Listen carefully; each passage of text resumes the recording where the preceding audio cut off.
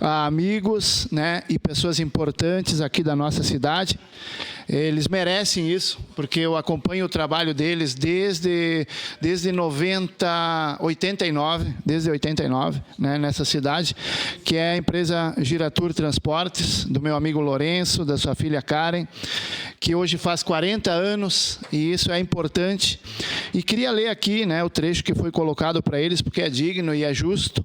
E com a responsabilidade de transportar mais de 55 mil pessoas por dia na Serra e na região metropolitana, empregando mais de 700 funcionários, a Aviação Giratur completa 40 anos, fundada em 1985 em Caxias do Sul pelo empresário Lourenço Girotto.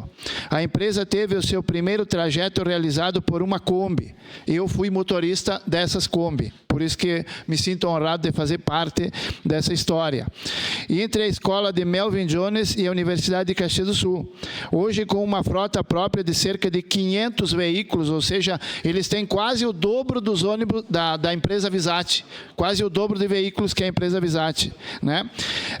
A Giratur atende mais de 70 empresas, 95% com foco em fretamento empresarial e 5% no setor turismo. A transição para a segunda geração da família, representada pelos irmãos Márcio e Fernando Lourenço e a filha Karen, impulsionou a modernização da gestão, sendo que um dos marcos dessa transformação foi em 2001, com a renovação da frota e ampliação do portfólio. Hoje a empresa reinveste 35% do faturamento na renovação e manutenção de seus veículos e está em fase de implementação do selo ESG, reforçando o compromisso com as práticas sustentáveis e responsabilidade social.